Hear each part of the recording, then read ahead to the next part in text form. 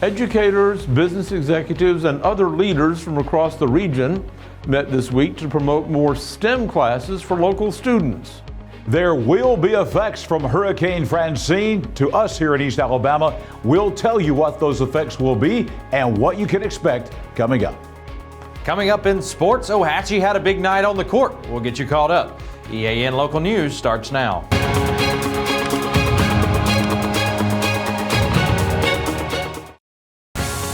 This segment of EAN Local News is brought to you by Oxford Lumber. Come visit any of our locations in Oxford, Jacksonville, Talladega, and Roanoke.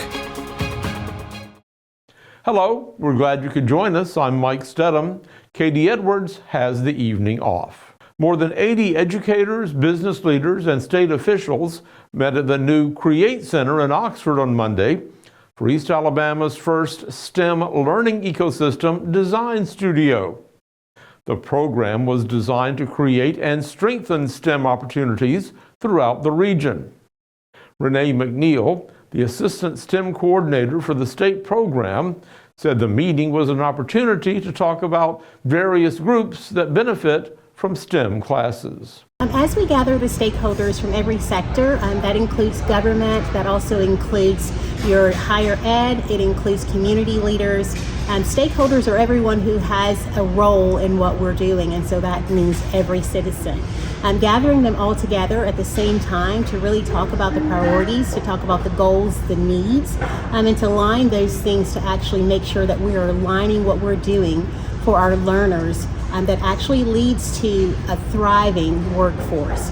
McNeil said the gathering covered a wide variety of topics that are related to science, technology, engineering, and math.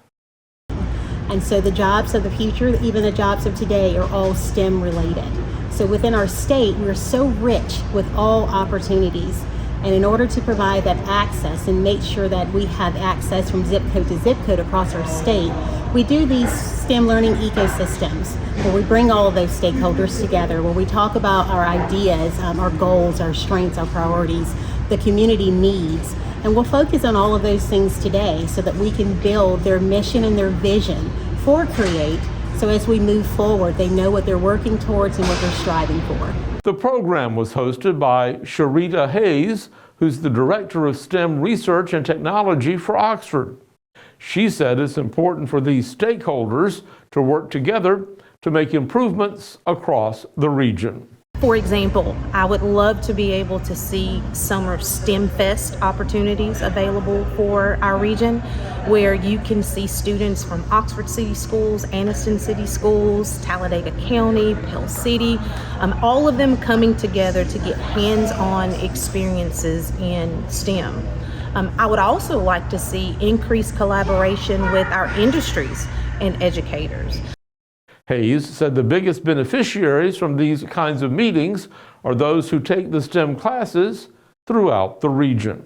There's great potential when we have our educators, our industries, and our after-school learning organizations for them to come together and make learning fun, number one, but most importantly, giving students hope for the future so that they know exactly what's available for them.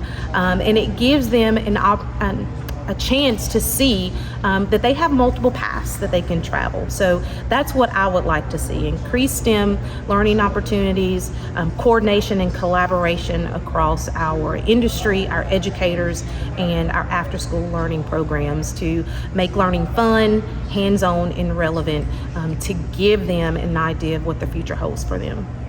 Laurie Denton, the director of the Create Center, said this week's workshop brought together professionals representing many fields that are related to the STEM curriculum. Because the goal is for every student that has an opportunity to come to Create over the next several years to be able to get the best experiences possible to prepare them for that job in their future, because every employer needs an employee that has some type of a STEM background.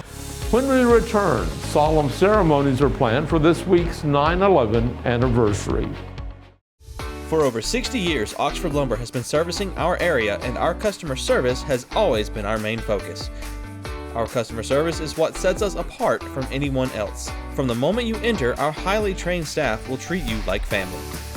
To enthusiastically provide total customer satisfaction within a positive and self-fulfilling employee relations environment.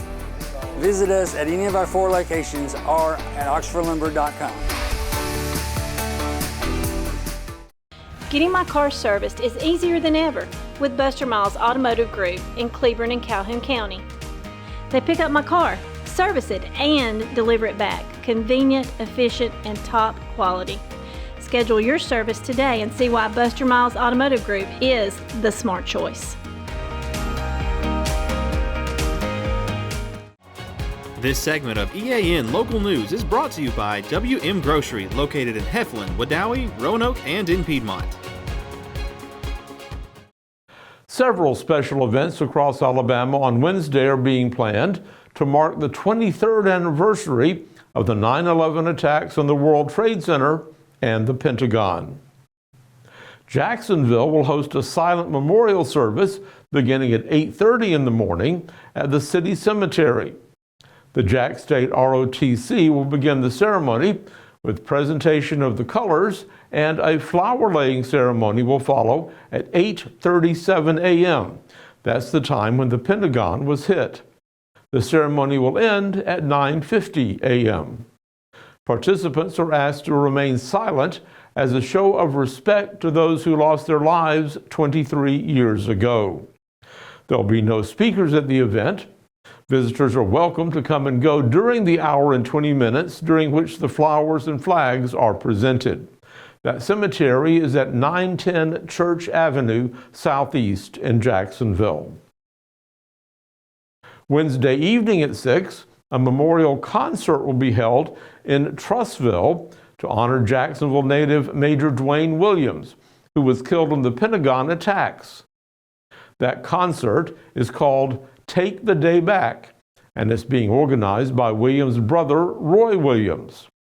The event is free, but donations are requested and will be used to fund a bronze statue of Major Williams at the Alabama Fallen Warriors Monument in Trussville. Proceeds will also go towards the Major Dwayne Williams Memorial ROTC Scholarship at Jack State. Williams played football at Jacksonville High School before attending JSU and then joining the Army. The memorial concert will be held in Trussville's Entertainment District. When we come back, local schools are hoping to get their homecoming ceremonies completed before the rain moves in. Since 1993, WM Grocery has been a major part of our local community. WM offers the very best in fresh produce and an outstanding meat department. WM also has many local products not found anywhere else and fresh sushi every day. If you need an event catered, come see Mrs. K at any WM store. Curbside pickup is also available for your online grocery orders. Be sure to download the WM app for all the deals of the week and shopper rewards. Go check them out today at any of their locations. We take pride in our community and appreciate your business. This segment of EAN Local News is brought to you by Waltrip Manufacturing, metal buildings made right here in Calhoun County. Due to the recent Boar's Head product recall, Sodexo officials have announced this week that they've temporarily stopped using and selling all Boar's Head products on the Jack State campus. In a message to the faculty and staff, Sodexo said it's committed to the highest standards of food safety and will use quality products from its network of trusted suppliers. With the threat of heavy rains moving into East Alabama over the next few days, some area schools are reconsidering their plans for homecoming festivities this week. Cleburne County High School in Heflin has moved its activities up one day, so the homecoming parade will begin at 6 o'clock Wednesday evening instead of Thursday. The pep rally and bonfire will also be at 7 on Wednesday, and the athletes' dinner will be at 7:30. It's also homecoming week for the Oxford High School Yellow Jackets, and school officials say that they will wait until midday Thursday to decide if their events will take place that evening. They asked for fans to monitor the school's social media pages on Thursday to get the official word. All of this, of course, begs the question, when will the rains come and how heavy will they be? Let's go over to John Holder in the EAN Weather Center to get the answer. Mike, we do have rain on the way. It looks like as early as tomorrow night we could see rainfall, and it could be significant. We'll break down the forecast for all of East Alabama next. For metal buildings in Alabama and the Southeast, Waldrop Manufacturing is your one-stop source. A Waldrop metal building provides the coverage and protection your investments need. They specialize in carports, RV covers, portable buildings, and storage buildings. Stop paying rent for storage. With Waldrop's price per foot, you can actually save money by buying straight from the manufacturer. Waldrop buildings are guaranteed because Waldrop manufactures buildings with U.S. steel right here in Calhoun County. Waldrop Manufacturing, serving the entire Southeast. Give them a call today. Plenty of sunshine today. It's still summertime across East Alabama, and we had summertime temperatures again today, 89 for the high, actually a couple of degrees above normal for the first half of September. After a cool morning this morning, we dropped all the way down to 59 degrees, so a rapid warm-up today across East Alabama. Record high temperature 99, the record low 40, believe it or not. Sun setting tonight at 6:56, and your sun rising again on your Wednesday morning at 6:24. Weather on your street tonight on a Tuesday night. Going to take you up to Cheaha State Park atop Mount Cheaha in Cleburne County. Mostly cloudy skies. It will be breezy up there. If you're looking for a pretty nice evening, go to one of the overlooks there in Cheaha State Park, and it should be a fantastic evening. Dropping down to 64 for the nighttime low. Might be a couple degrees cooler than that on top of the mountain at Mount Cheaha tonight. Looking at tomorrow, this is where things start beginning to change. Clouds will be increasing. That will be the big story on Pilgrim's Rest Road in the city of Southside tomorrow. All across East Alabama, we'll have some sun, but clouds by the afternoon. I think we'll wind up the day with a mostly cloudy sky. Cooler tomorrow with the cloud cover, the high only at 83 degrees. And then for the rest of the work week, we're going to take out to Stony Brook Drive in Jacksonville. Get ready for passing showers on both Thursday and Friday. Temperatures will be in the 70s. It's going to be muggy, though, with all this tropical air coming in out of the Gulf of Mexico, and that certainly has to do with the hurricane. Let's take a look at the 7-day forecast for all of East Alabama and break it down for you again. Only about a 20% chance of a shower tomorrow. This will be late in the day. This will be after 4 o'clock tomorrow afternoon. The big story is going to be the thickening clouds. Cooler tomorrow with a high only at 83. Temperatures holding in the 70s with a cloud cover and rainfall on both Thursday and Friday.